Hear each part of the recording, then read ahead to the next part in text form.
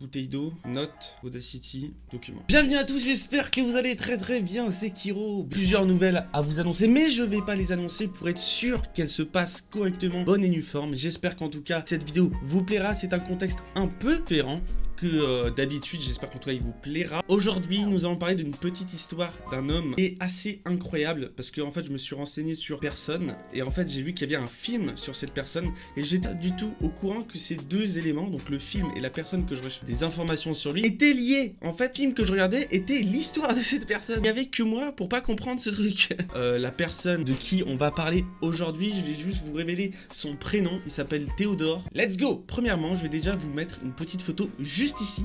Qui est cette personne? À votre avis, qu'est-ce qu'il fait comme métier? Qu'est-ce qu'il a fait comme étude? Quel âge il a? Pourquoi on parle de lui aujourd'hui? Je vais faire des premières hypothèses. On va voir à la fin de la vidéo qui il s'agit vraiment. Il y a certaines infos que je dis pas parce que sinon on aurait eu pour toute la journée et j'ai fait vraiment le principal résumé de son histoire. Ted est un homme réputé par ses nombreuses qualités. Il est propre sur soi, gentil, généreux, gentleman avec les femmes. C'est l'homme parfait. Vous voyez un peu cet homme qui est à l'école, qui est premier de la classe, qui est fort en sport, qui est trop fort, qui a une réputation incroyable auprès des filles. Bah voilà, c'est Ted. Exactement, ce profil type. Il étudie dans le droit dans l'université dans l'Utah, pardon. Il a pour but de devenir l'un des meilleurs avocats des US. Ted rencontre une femme nommée Elizabeth Klopfer. Mémorisez bien son nom et son prénom. Chaque détail a son importance dans cette histoire. Qui a déjà été marié avec une petite fille à sa charge. Le courant passe plutôt bien entre eux et très vite s'installe une relation entre les deux amoureux. Le couple et la petite fille vivent à présent sous le même toit et vivent des moments de bonheur et de confiance. Un soir, les médias annoncent que plusieurs disparitions ont été signalées par des parents dans le même état qu'habitent nos deux tourtereaux. On parle à la télévision d'enlèvement de jeunes femmes, ce qui est un peu embêtant.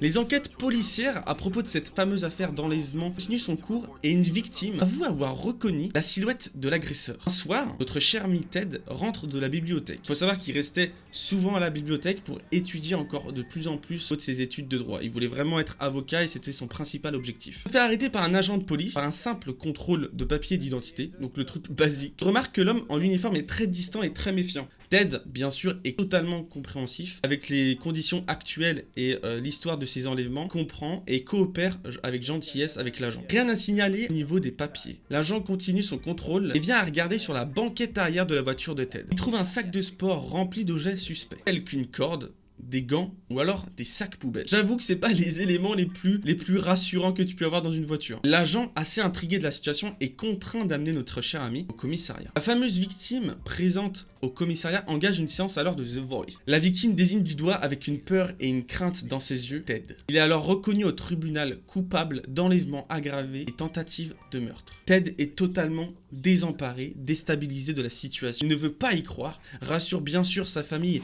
proclame qu'il n'a jamais fait de tel acte, que les autorités veulent qu'on lui fasse porter le chapeau car ils n'ont aucun suspect. Le 23 février 1976, à Salt Lake, un portrait robot a été fait par les discours de nombreuses victimes et plusieurs fois le nom de Ted est annoncé. Il figure désormais sur la liste de suspects à Seattle. Des jours passent et les cas d'enlèvement dans la région ne s'arrêtent pas pour autant. Au contraire, elles s'intensifient à une vitesse folle et fulgurante. Le tribunal de Todd sur l'affaire des enlèvements est en faveur de Ted. La victime était présente et qu'il a désigné du doigt pendant la séance de The Voice. On dirait que je suis en train de faire l'émission sur TF1 alors que pas du tout. Révèle des choses incohérentes et à avoir été influencé par une tierce personne. Et par de nombreuses séances de procès, il est finalement accusé d'enlèvement, des séances de tribunal et tout ce qui est en fait à faire avec la justice, énormément de temps et c'est pour ça que l'enlèvement, d'agression sexuelle et tout repop en fait à la surface des années après. Parce qu'en fait ça prend une envergure assez immense et ça prend immensément de temps pour avoir les preuves, bonnes preuves parce que c'est quand même pour pas qu'il y ait d'erreur sur le suspect. Donc c'est sûr plusieurs jours, plusieurs semaines, voire même plusieurs mois et années. Le 1er mars 1967, il est incarcéré en attendant sa condamnation définitive. Il faut savoir que même actuellement, notre cher ami Ted est toujours en train de nier bien sûr les faits, c'est pas lui qui a fait ça, de soutenir la petite fille également de leur côté, hein, ce qui est normal. Non, lui c'est un bâtard, allez, enfermez-le là, le mec il joue au Lego avec moi tous les jours. Non, en cours de son incarcération, plusieurs inspecteurs et shérifs rendent visite à Ted pour lui demander des informations sur ses précédents déplacements. Pendant ses années au campus de l'Utah. Tout simplement car des corps de jeunes femmes sont retrouvés décédés dans les mêmes conditions qu'auparavant. La première affaire. En 1977, Ted est transféré dans la prison du Colorado. Elizabeth, de son côté, perd espoir sur le tour de son petit ami et de son innocence. Un nouveau procès est alors ouvert sur une affaire de meurtre et viol sur une jeune femme. Ted est encore une fois accusé avec une peine de mort envisageable. Il niera encore les faits une nouvelle fois en insistant qu'il n'est pas responsable de toutes ces horreurs. Il est de retour dans sa cellule sans caution. Les prisonniers ont témoigné avoir vu Ted sauter de son lit à plusieurs reprises pour fortifier ses jambes après une chute. Le gardien qui passe comme ça et qui fait que sauter de son lit, bah frérot, arrête en fait. Jacqueline au bout de la cellule 36 qui essaie de faire des échecs. Bah, calme-toi, non? Enfin... Non? Ok, je vais me calmer, hein. Y a pas de souci, allez. Bonne nuit, hein, monsieur le gardien, bonne nuit. Bah ouais, ta gueule, en fait. Putain, il est complètement con, celui-là.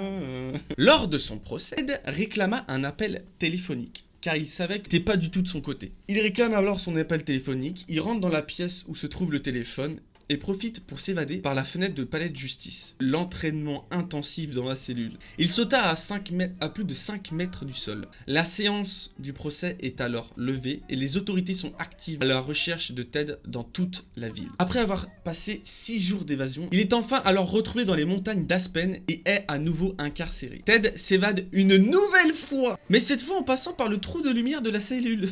Le mec a 600 de QI, je vous le rappelle. C'est incroyable. Il a réussi à s'échapper aux chiens, aux agents et aux lumières de la prison. Il est actuellement l'homme le plus recherché du FBI. 2 semaines plus tard, vous vous rendez compte les autorités policières comment ils ont dû être en panique. Le mec avait soi-disant un meurtrier dans les rues et qui est retrouvé 2 semaines plus tard. Ted réside en Floride pendant toute cette période. 2 femmes de 20 et 21 ans sont retrouvées mortes et l'une violée. 3 autres tabassé à coups de bois de chêne et une autre un peu plus loin en sang. Une seconde fois, Ted se fait contrôler pour un simple contrôle d'identité et se fait à nouveau emmener au poste pour agression sur une autorité policière. Le mec est totalement con. Le mec il s'évade 2 fois de prison, ça lui pose aucun problème, mais par contre, les petits contrôles d'identité, mais alors ça c'est d'Achille de notre cher ami Ted. Ah, non, attention, hein. Mec, en 3 ans j'ai mon permis, ça fait 3 ans que j'ai mon permis, je me suis jamais fait contrôler.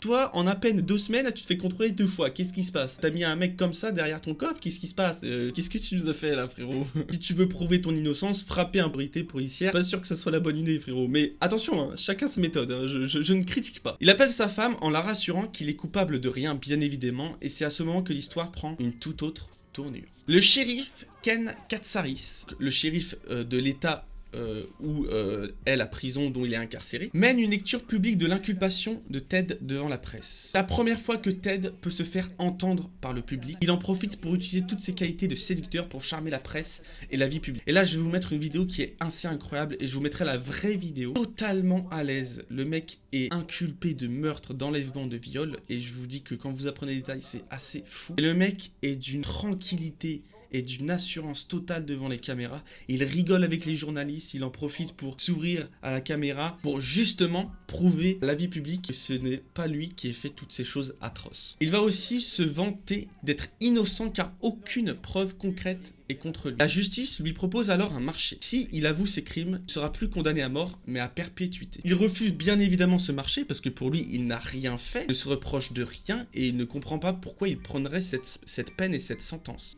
Une femme nommée Carol Ann Boone s'installe en Floride, justement aider Ted à se faire entendre du grand public. Alors il faut savoir qu'à ce moment-là, la relation entre son ex-petite amie, donc Elizabeth et Ted, est complètement effacée. Elizabeth a refait sa vie avec une autre personne, et Ted, alors, justement, en lien avec cette Carol, et il y a une petite friorité, il y a une petite ambiance qui s'installe, tu vois, une petite ambiance de floraison. J'aime beaucoup cette ambiance, j'aime beaucoup.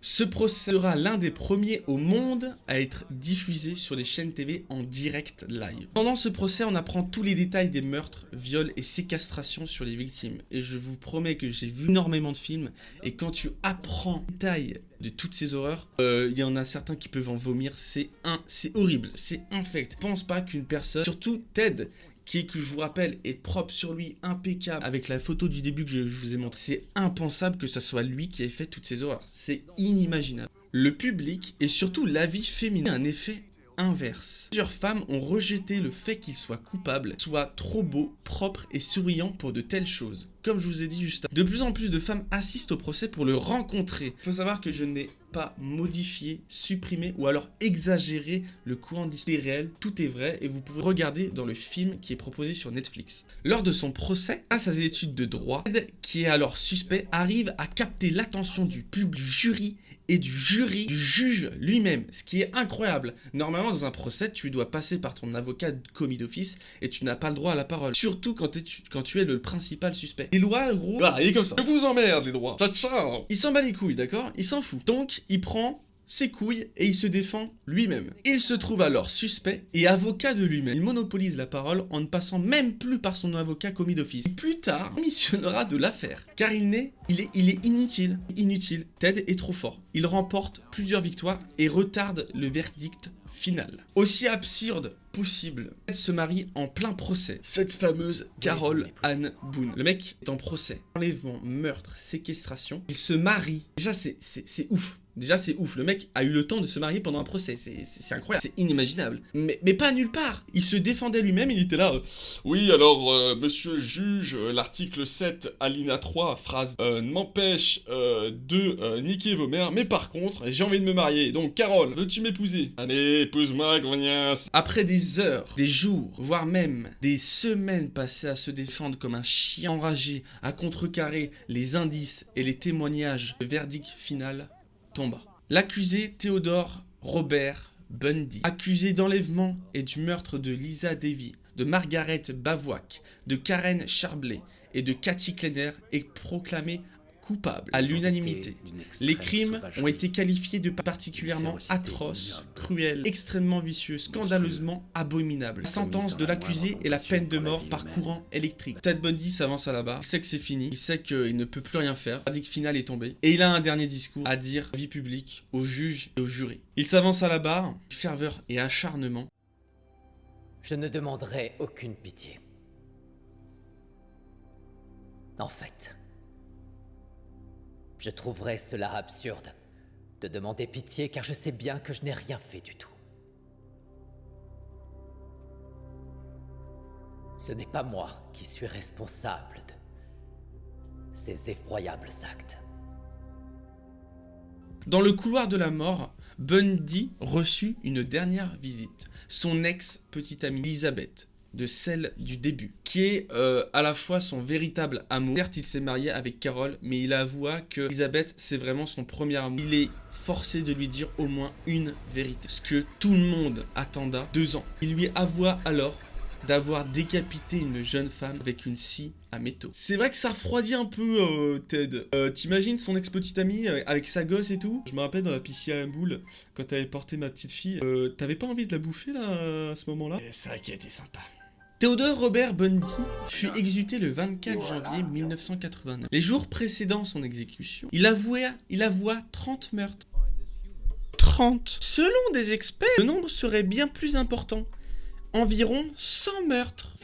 Mais Ted, mais pourquoi? Bundy a demandé que ses cendres soient déposées dans la chaîne des Cascades. C'est une chaîne de montagne autour de l'État, où il avait déposé le reste de nombreuses victimes. On passe de ça au plus célèbre tueur d'Amérique, une femme. Et en fait, il y a une expression qui m'est venue en fait à la fin du film, c'est l'habit ne fait pas le moine. Je trouve ça incroyable dans le sens, en fait, ça pouvait être un gars comme nous qui a taffé. Il avait une vie de famille, il a fait des études de droit, donc finalement le mec était pas totalement con. En plus, c'est ça, souvent les plus fonds, ce sont les plus intelligents. Bon, entre guillemets, vous m'avez compris. Ça a été prouvé que ils ont une forme d'intelligence différente que les gens normaux. Et je trouve ça incroyable que le mec ait autant viré. Ironie du sort, et ça c'est vraiment une très très belle morale. La chaise électrique dont Ted a été mort dessus a été enclenchée par une femme vêtue d'une cagoule noire pour représenter toutes les victimes que Ted a assassinées, violées ou séquestrées. J'espère qu'en tout cas cette vidéo vous aura plu.